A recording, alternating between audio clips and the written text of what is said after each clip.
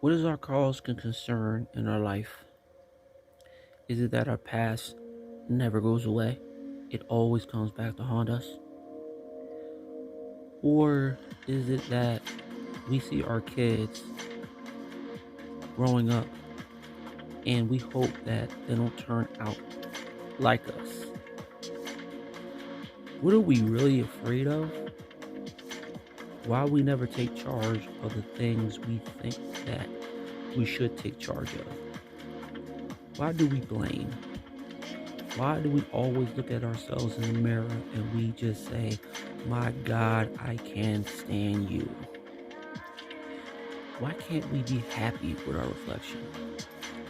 Why are we so miserable for things that we have no control over? Why is that drinking, doing drugs, end up putting in our minds that we believe that will heal us from all the depression and anxiety and stress?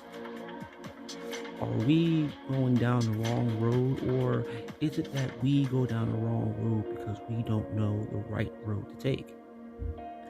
Like I said in my last video, we always travel down these highways of exits, and we always try to pick the right exit for our life. But sometimes we end up driving down the wrong road. Now, I always believe that we start driving down these wrong roads is when we are young boys and girls, and we start off driving down the highway of freedom. And then as we get teenagers, we start hitting that bumpy road and start seeing things that we never saw before. Then we start to see our parents, and we start to see, them pushing us harder to graduate so we can leave the house and we can, get into college, and we can start working when we get adults. And then we hit that high road of adulthood. Now, this road is full of different obstacles and different uh, things that's going to get in your way and keep you from trying to reach your goal so you can retire. Now, this highway exists to only people that are born to have to go out and try to make themselves successful or succeed in life. Some people are born with highways that are easier to ride on. Some highways don't even have any obstacles, so they drive right in a straight line.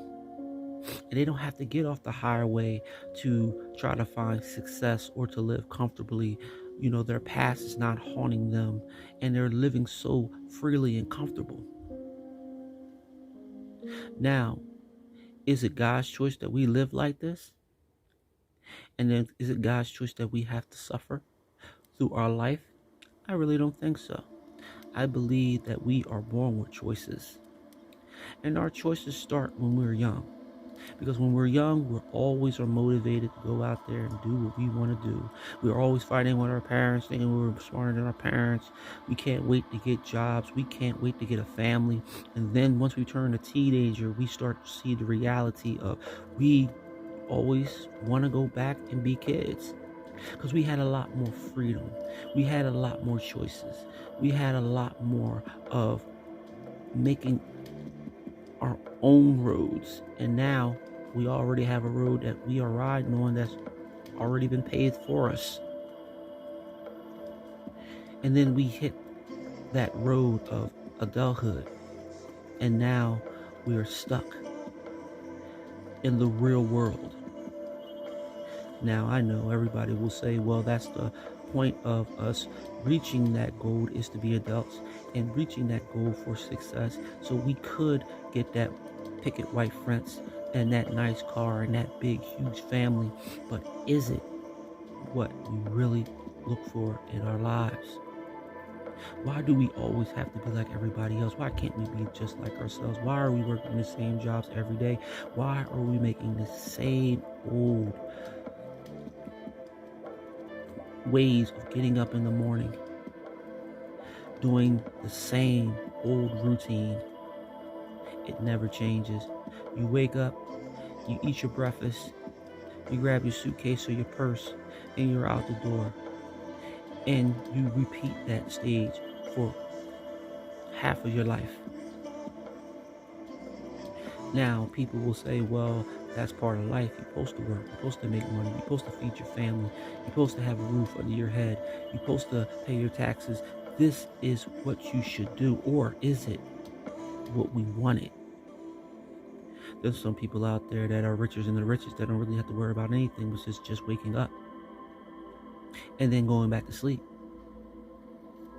Do we want to keep working for the rest of our life for someone?